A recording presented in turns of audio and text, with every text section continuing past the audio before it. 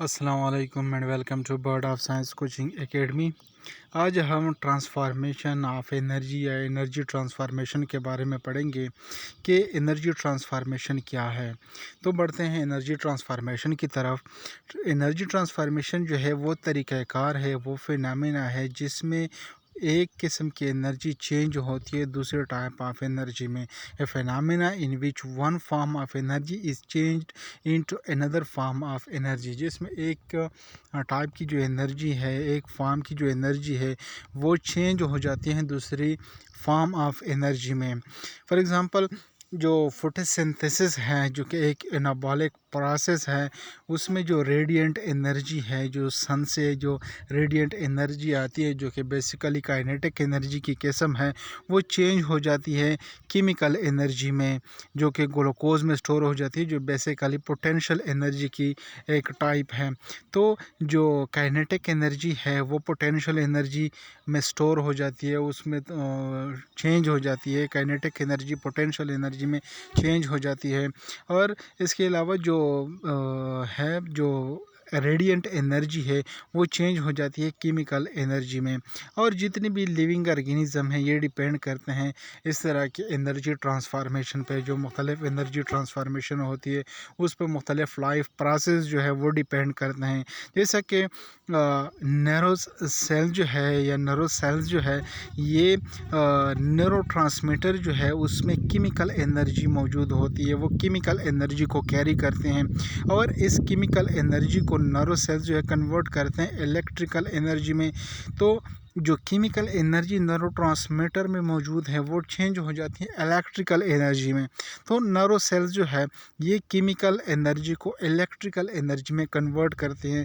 तो यहाँ पे एनर्जी ट्रांसफॉर्मेशन देखने को मिली। तो नर्व सेल जो है ये जो एनर्जी ट्रांसफॉर्मेशन है वो केमिकल एनर्जी से इलेक्ट्रिकल एनर्जी में एनर्जी को कन्वर्ट करती हैं, उसमें चेंज करती हैं।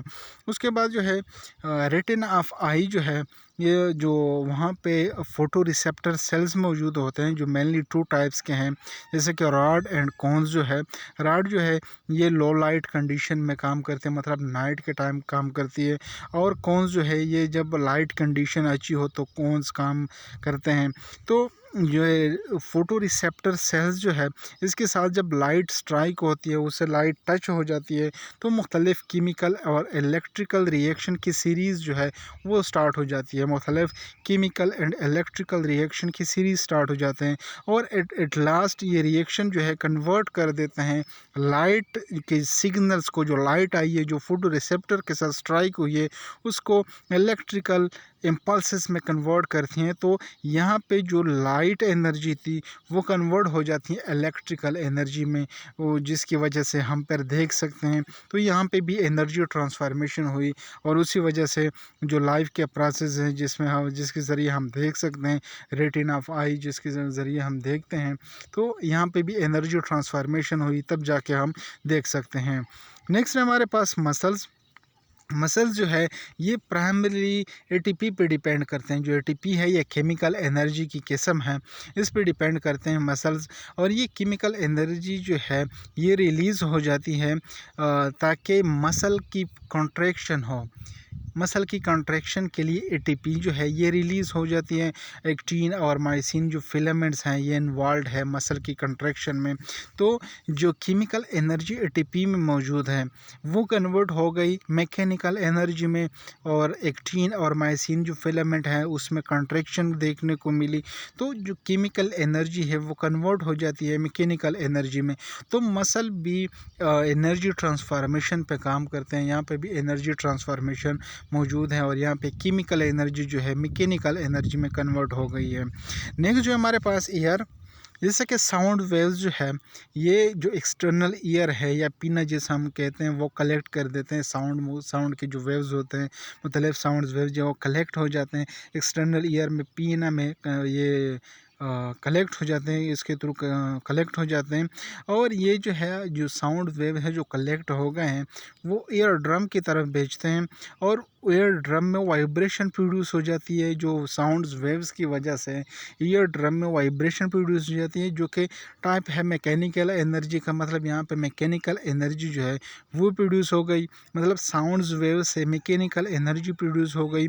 और ये फिर एयर ड्रम्स जो है, ये उससे जो मैकेनिकल एनर्जी है ट्रांसमिट हो जाती है ऑजिकल्स की तरफ, जो बोन्स हैं वो जो वहाँ पे ट्रांसमिट हो जाती है। और एट लास्ट ये इनर ईयर की तरफ ये ट्रांसमिट हो जाते हैं, जो मैकेनिकल एनर्जी वहाँ तक ट्रांसमिट हो जाती है। और वहाँ से फिर इनर ईयर से वहाँ पे हेयर्स मौजूद होते हैं, वो बैंड हो जाते हैं। और एट लास्ट ये मैकेनिकल एनर्जी है, ये इलेक्ट्रिकल एनर्जी में कन्वर्ट हो जाती है। तो यहाँ पे साउंड जो है ये इलेक्ट्रिकल एनर्जी में कन्वर्ट हो गई है, चेंज हो गई है, ट्रांसफॉर्मेशन हो गई है एनर्जी की।